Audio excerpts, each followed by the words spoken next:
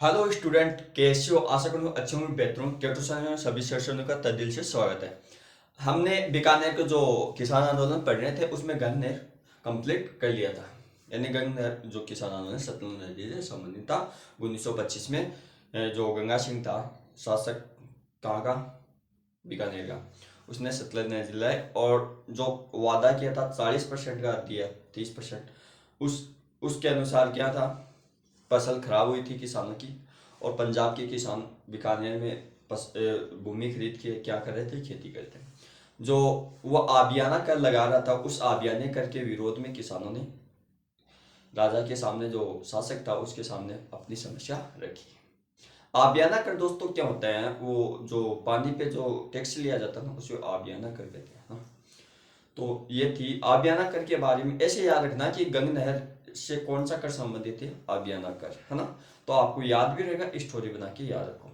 अनसुना कर दिया था और जो एक पुस्तक लिखती थी, है ना। उस पुस्तक में एक दर्शिका, यानी वो लंदन द्वितीय गोल सम्मेलन में जाता है, वहाँ अपमान सहन करना पड़ता है ना। तो इस प्रकार से गंग नहर के बारे में हमने पढ़ लिया था।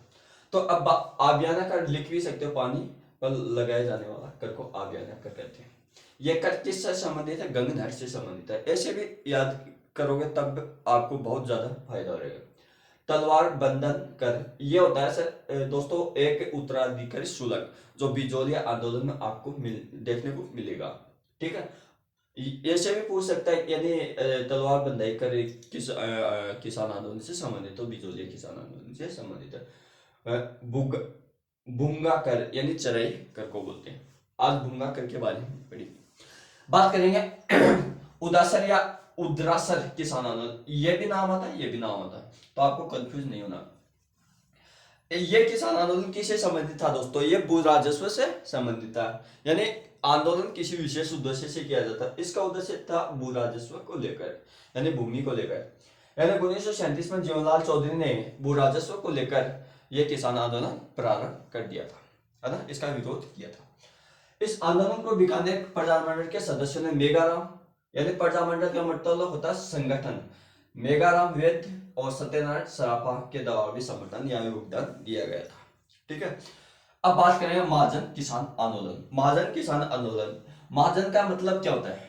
सबसे बड़ा समुदाय, है ना। तो जिसको हम जागीर बोलते थे, तो महाजन बीकानेर रियासत थी। ठीक है। सबसे बड़ी जागीर थी। क्यों? क्योंकि इसके अंतर्गत 80 गांव आते थे। तो अब यहां भी विरोध किस प्रकार से होता है? यहाँ के जमींदार भोपाल सिंह ने 1938 में भूंगाकर यानी चराईकर में वृद्धि कर दी। किसने की? भोपाल सिंह ने की। किसने की? भोपाल सिंह ने कर दी। अब इसके विरोध में विरोध कौन कौन करता है? ताराचंद पूनिया और सरदार जाट। ठीक है। और इस वर्दी में जो वर्दी में जो जो वर्दी की थी सरायकर में, इसको समाप्त कर दिया 1942 में। तो समाप्त कर दिया और ये आंदोलन समाप्त हो गए। तो आपको क्या क्या ध्यान रखना है इस आंदोलन में? महाजन किसान, मोटा मोटा ये याद रखना। सबसे बड़ी जागीर कौन थी? महाजन बीकानेर रियासत की सबसे बड़ी जागीर थी। ठीक है। सबसे जरूरी, इसमें 80 गांव आते थे। ठीक है। भोपाल सिंह था। इसने सन याद रहे ना, बुगाईकर से संबंधित है।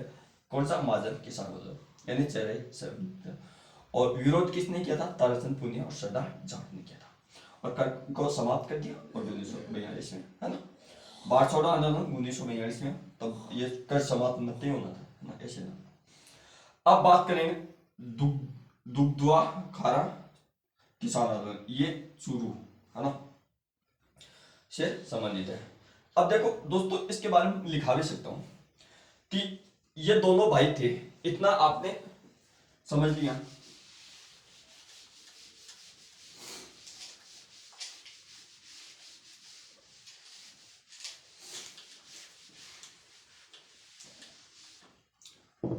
देखो, इस स्टोरी के तरह से इसको याद रखना।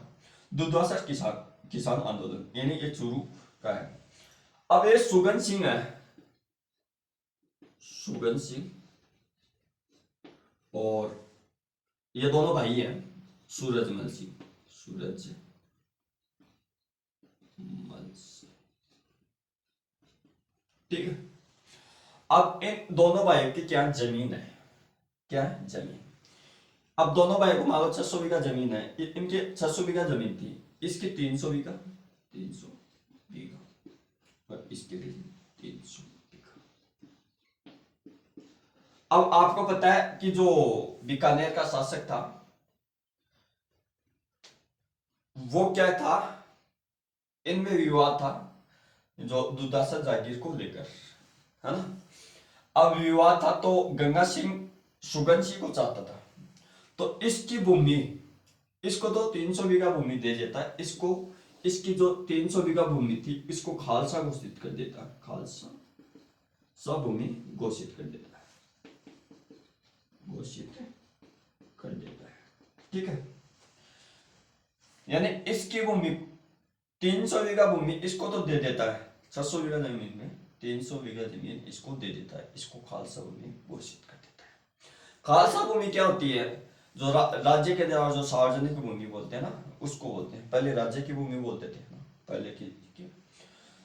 अब सुगन सिंह मस्त हो गया क्योंकि इसके जमीन आ गई। अब इस जमीन को ये क्या करेगा, किसानों को किराए पे देगा।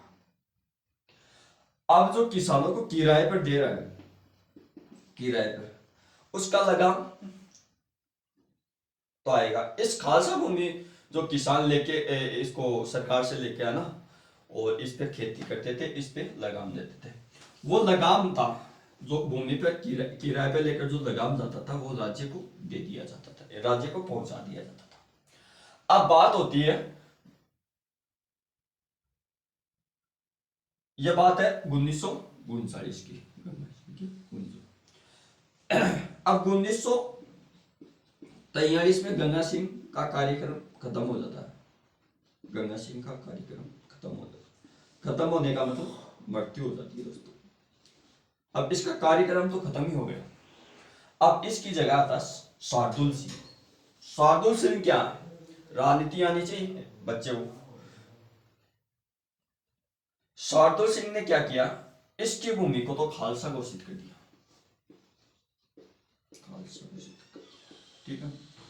और इसकी भूमि को इसको दे दिया, यानी उल्टा कर दिया, समझो इसको क्या कर दिया, उल्टा।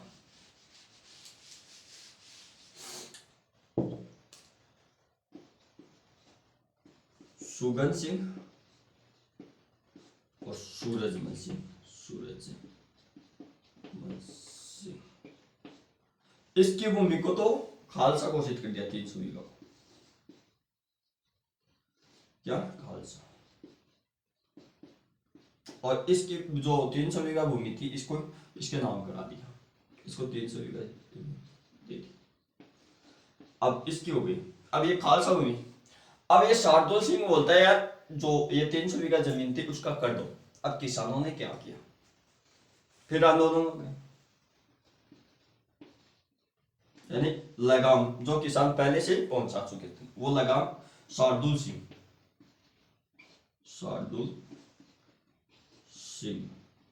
लेना चाहता था, है ना। तो किसानों ने उस लगाम का विरोध किया, क्या किया, विरोध किया, इसको भूमि लौटा दी और इसको, इसकी भूमि तो खालसा थी उसको तो वो खालसा भूमि तो इसको लौटा दी और ये खालसा घोषित कर दी, उल्टी राजनीति खेली थी इसको। अब इसका विरोध करता है हनुमान सिंह, हनुमान सिंह, यानी जो करकुट से संबंधित विरोध किया वो हनुमान सिंह। और इसको बीकानेर